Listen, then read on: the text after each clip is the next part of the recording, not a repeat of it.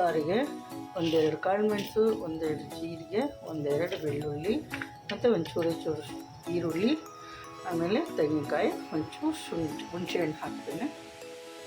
ಮಾಡಿ ಬೇಯಕ್ಕೆ ಹಾಕಿದ್ದೀನಿ. ಮಸಾಲ ಕೊಚ್ಚಕ್ಕೋತ ಸಬ್ಬಕ್ಕಿ, ದಂಟು ಕರಿಬೇವಿಲ್ಲ. ಈಗ ಅದಕ್ಕೆ 2 ಟೊಮೊಟೊ, 1 ಈರುಳ್ಳಿ, ಬೆಳ್ಳುಳ್ಳಿ ಒಂದೆರಡು ಮತ್ತು ಒಂದೆರಡು ಹಸಿಮೆಣಸಿನ್ಕಾಯಿ, ಸ್ವಲ್ಪ ಬೇಳೆ ಇಷ್ಟು ಹಾಕಿ ಬೇಯಿಸ್ತಾ ಇದ್ದೀನಿ. ಇದನ್ನು ಮಸಪ್ಪು ಮಾಡ್ತೀನಿ. ಈಗ ಬೇಯಲಿಕ್ಕೆ ಇಟ್ಟಿದ್ದೀನಿ. ಇದನ್ನು ಚೆನ್ನಾಗಿ ಬೆಂದಿದೆ. ಇದು ಸೊಪ್ಪೆಲ್ಲ ಚೆನ್ನಾಗಿ ಬೆಂದಿದೆ. ಅದನ್ನು ರುಬ್ಕೊಂಡಿದ್ದೀನಿ. ಅದಕ್ಕೆ ಸ್ವಲ್ಪ ಹಾಕ್ಬಿಟ್ಟು ರುಬ್ಬಿಟ್ಟಿದ್ದಕ್ಕೆ ಹಾಕ್ತೀನಿ.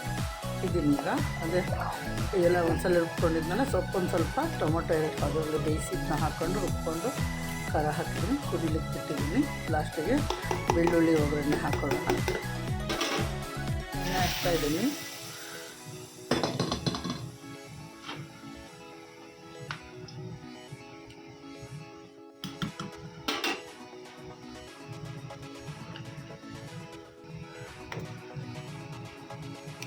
ಬಿಸಿ ಬಿಸಿ ಮೊಸಪ್ಪು ರೆಡಿಯಾಗಿದೆ. ಅರವೆ ಸೊಪ್ಪು ಮತ್ತು ಸಬ್ಬಕ್ಕಿ ಸೊಪ್ಪು ಮತ್ತು ಇದು ಸ್ವಲ್ಪ ದಂಟು ಸೊಪ್ಪು ಮಿಕ್ಸ್ ಮಾಡಿದ್ದೀನಿ. ಇದನ್ನು ಪಲ್ಯ ಮಾಡೋದು ಹೇಗೆ ಅಂತ ತೋರಿಸ್ತೀನಿ. ಸಾಸಿವೆ, ಜೀರಿಗೆ,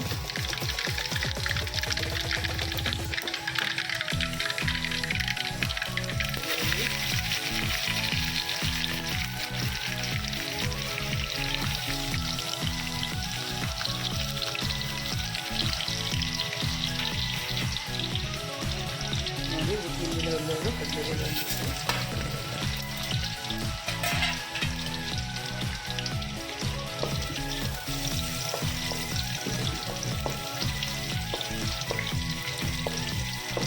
ಈರುಳ್ಳಿ ಕಷ್ಟೇ ಹಾಕಿದ್ರೆ ಬ್ರೌನ್ ಆಗಿದೆ ಅಂತ ಹಾಕಿದ್ದು. ಹಸಿಮೆಣಸಿನ್ಕಾಯಿ,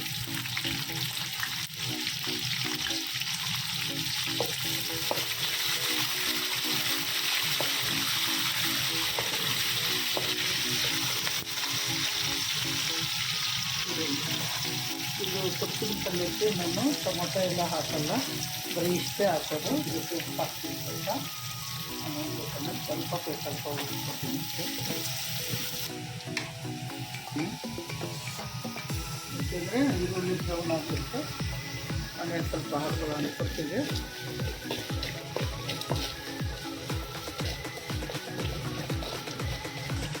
ಸ್ವಲ್ಪ ಹಾಕ್ತಾಯಿದ್ದೀನಿ.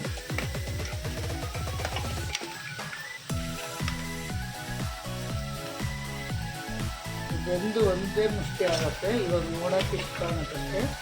ಬೆಂದರೆ ಒಂದು ಸ್ವಲ್ಪ ಆಗುತ್ತೆ.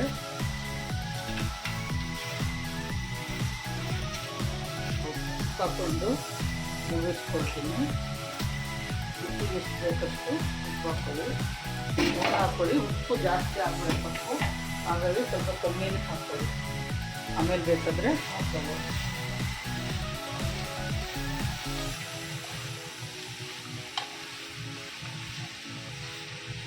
ಮೇಲೆ ಒಂದು ಸ್ವಲ್ಪ ಹೊತ್ತು ಮುಚ್ಚೋದ್ರಿಂದ ಅದು ಸ್ವಲ್ಪ ಕಮ್ಮಿ ಆಗುತ್ತೆ.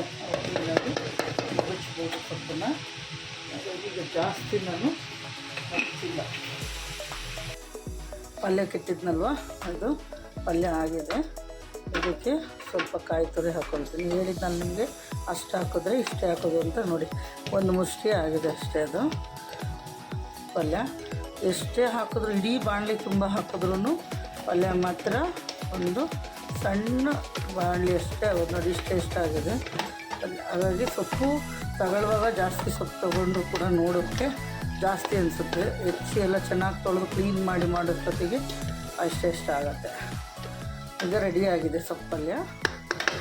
ಮನೆಯವ್ರಿಗೆ ಸೊಪ್ಪು ಪಲ್ಯನೋ, ಸೊಪ್ಪು ಸಾರು, ಸೊಪ್ಪು ಅನ್ನ ಹೇಗಿದೆ ಅಂತ ಹೇಳ್ತಾರೆ. ಸಾಂಬಾರು ನೋಡಿ ಹೇಳಿ, ಪಲ್ಯನೂ ತಿಂದು ಹೇಳಿ.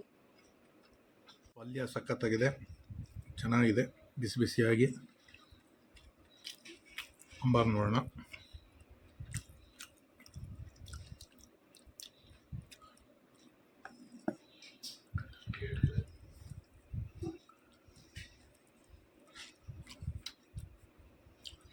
ಸಾಂಬಾರು ಸೂಪರ್ ಆಗಿದೆ. ಸೊಪ್ಪು ಸಾರು ಸಖತ್ ಕಾಂಬಿನೇಷನ್ನು ಪಲ್ಯ ಸೊಪ್ಪು ಸಾರು.